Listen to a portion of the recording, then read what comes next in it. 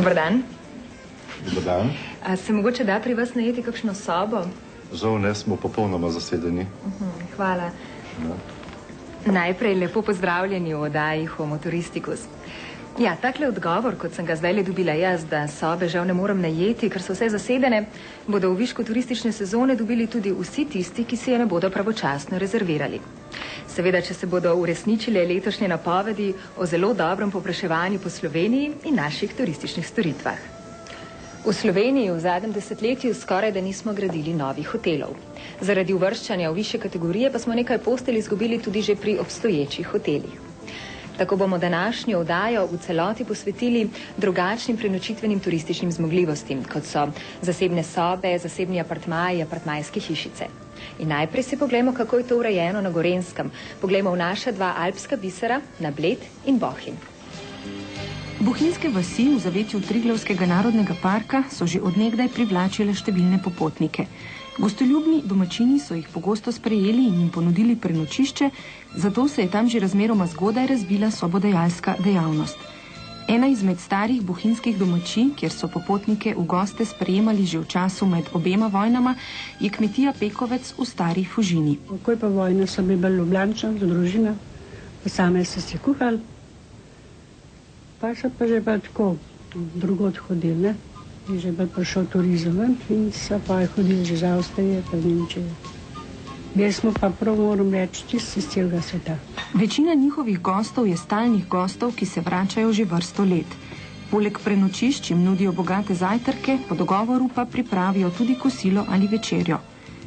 Privatne namestitve so na voljo tudi v sosednjem Studoru, idilični vasici, prislonjeni pod istoimenski hrib.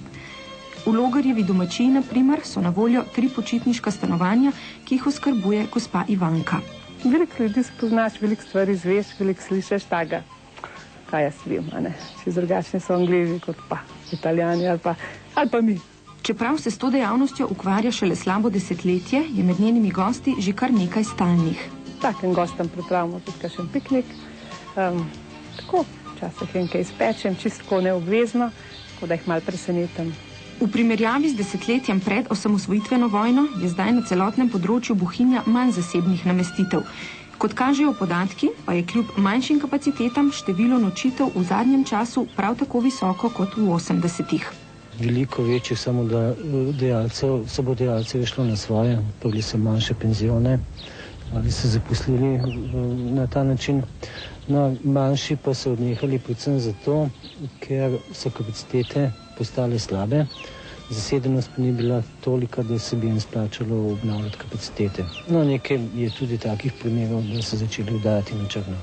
Velika večina zasebnih sobodajalcev je včlanjenih v Bohinjsko turistično društvo, ki zasebna prenočišča trži in posreduje tako doma kot v tujini.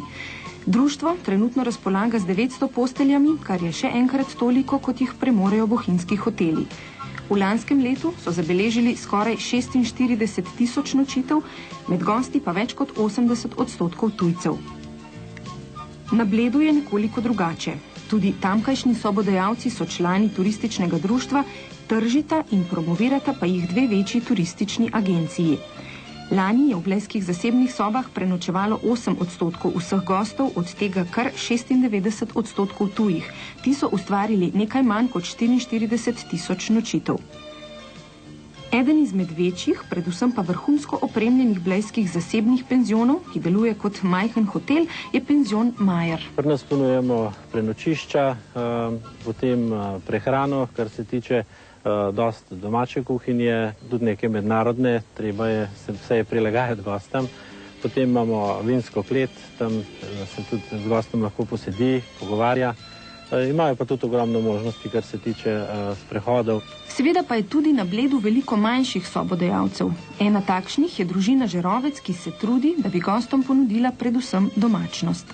Gost mora imeti vedno občutek, da to ni nič posebenega, če se srečujemo na stopnicah, če se srečamo v kuhinji, ko kuhamo, če se srečamo na hodniku, kjerkoli pač se srečamo, vedno moram imeti občutek, da je dobrodošel.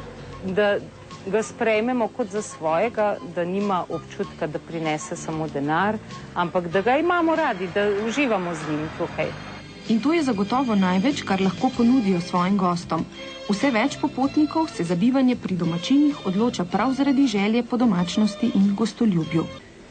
Mi pa si zdaj poglejmo, kako je sobodajalstvo organizirano v 2 turističnih krajih na obali, v Izoli in Portorožu.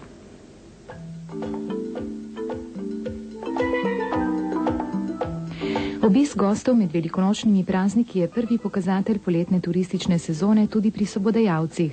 Ti so v Izoli organizirani preko sekcije sobodajalcev, ki deluje pri Izolskem turističnem društvu.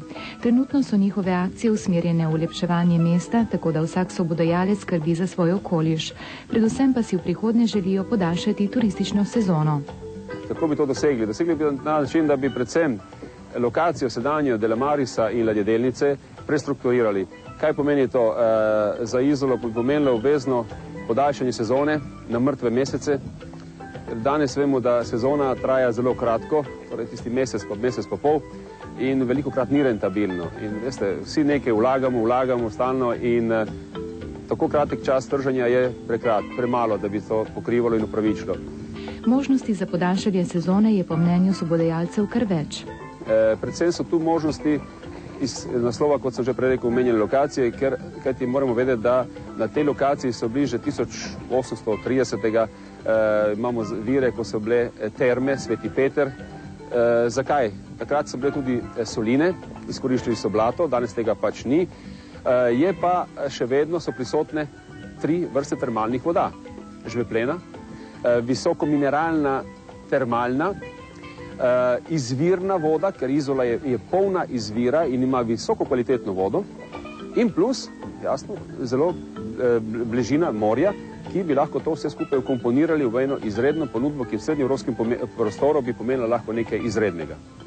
Gostje izolskih sobodajalcev so predvsem domači, največjo zasedenost pa beležijo med 10. julijem in 20. avgustom, ko nimajo skrbi, ali bodo sobe polne ali ne.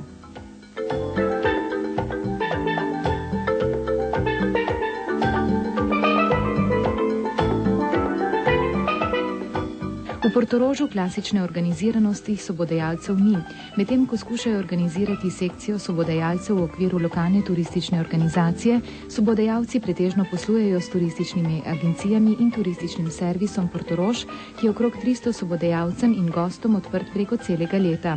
Tudi v Portorožu je najvišja zasedenost v poletnih mesecih. Sicer pa tudi izven sezone med prazniki, kot so naprimer Novo leto, Velika noč, Pinkošni prazniki in podobno, pa šolske počitnice.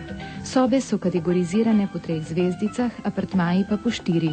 Cene, ki so v visoki sezoni za 40% cenejše od drugih namestitev, so razdeljene po lokaciji in zvezdicah. Lokacije so odvisnosti od tega, kjer se ta apartma nahaja oziroma privat soba, a zvezdice pridobijo obrat že pri samem upravnem postopku. Sobe so torej primerne za vsak žep in namenjene gostom, ki si želijo več zasebnosti. Sicer pa v Portorož prihajajo predvsem tuji gostje z družinami. Želimo si, da bi uresničili zastavljene cilje, ki smo si jih za ustanovitvijo tega turističnega servisa, turistične recepcije, ki naj bi bil bolj specializiran ravno za zasebno ponudbo, za privatno namestitev, in sicer, da bi izdali svoj lastni katalog, da bi povečali vsekakor trženje, se pravi razširili turistično sezono tudi, se pravi napred in po sezono, da bi uresničili naš projekt, se pravi informativnih srečanj z gosti, organizirane programe za goste pri zasebnikih in seveda, da bi se tudi nekatere kapacitete, ki so sedaj slabše kakovosti, s časom renovirale, tako da bi imeli zares bogato ponudbo. Mi pa se v naslednjem prispevku selimo v naše glavno mesto, v Ljubljano. Tudi v Ljubljani so v zadnjem času hoteli vse bolj zasedeni. Nas pa v današnji oddaji zanima, kakšno je povpraševanje po zasebnih sobah in zasebnih apartmajih. Kot poznavalci turizma ugotavljajo, Slovenija potrebuje več turističnih ležišč. Hotelskih? Morda. Mnogi obiskovalci pa si želijo več domačnosti in zasebnosti kot v hotelih. Pa tudi poslovni turisti se vse bolj zanimajo za ponudbo poslovnih apartmajev in sob z dodatno opremo in storitvami, prilagojenimi potrebam gostov. Mislim, da je prednost v tem, da si vsak lahko to bolj po domače uredi, ima boljši občutek kot v hotelu, kot je pač samo neka številka, tukaj ima svoj prostor, si uredi. Imamo tudi čiščenje, tedensko čiščenje oziroma, če gost želi, ima lahko vsakodnevno čiščenje. Cenovno je to vsestransko čist popolnoma druga primerjava, ker apartmaji v hotelih so sigurno 3-4 dražje. Kakšne pa so vaše izkušnje z gosti, ki prihajajo? Imate vi pravzaprav stik z gosti? Ja, direktnega stika jaz osebno nimam, ker smo to predali vse agenciji, ki se s tem ukvarja. Oni skrbijo dejansko za gosta, skrbijo za stanovanje in v končni fazi tudi za finančno pokritje. S trženjem kakovostne ponudbe turističnih zasebnih sob, apartmajev, počitniških hiš in drugih netipičnih hotelskih namestitev se namreč ukvarjajo v okviru področne turistične organizacije za razvoj in organizacijo apartmajev in zasebnih sob. Cilj je, skupnim povezovanjem v eno organizacijo sobodajalcev, povečati letno zasedenost in gostu ponuditi celoletno kakovostno ponudbo v Sloveniji. Ta ponudba je v Sloveniji razdrobljena in nepovezana, v mestih jo pa praktično ni. Zlasti zunaj sezone turistične je zelo slabo zasedena, razlog je predvsem to, da so sobodajalci sami po ekonomski moči majhni in za tega sami ne premorajo sami sebe dobro promovirati. Za tega potencialni gosti dejansko za njih sploh ne vedo. Zdaj pa se želimo predvsem povezati s podobnimi ponudniki apartmajev, zasebnih sob, počitniških hiš, stanovanj po vsej Sloveniji in oblikovati eno skupno turistično ponudbo, ki ne bo odvisna samo od gostov na ključnih ceste, ampak bo predvsem privabila tuje goste vnaprej v Slovenijo. Med njihove prednostne naloge spada tudi spodbujanje in oblikovanje turistične ponudbe v tradicionalnih objektih. Namen te ponudbe je, da gostom željnim spoznavanja kulturne dediščine, tradicije in značaja, ki so ga v domove vdihnili naši predniki, to ponudbo predstavimo. Z veseljem moram pa povedati, da je Sloveniji uspelo se pridružiti turistični verigi hiš tradicijo, to je evropska veriga, v kateri so že Portugalska, Anglija, Francija, Irska in Nizozemska. Mreža takih turističnih agencij na terenu je že vzpostavljena v Bohinju, Moravskih Toplicah in Piranu. Sicer pa načrtujejo vzpostaviti in povezati 10 terenskih agencij, kjer bodo gostje poleg prenočišča dobili tudi informacije in nasvete. V primeru lastnikove sobodajalčeve odsotnosti pa poskrbeli tudi za celoten servis. Z namenom, da bo gost obisk v Sloveniji ohranil v prijetnem spominu.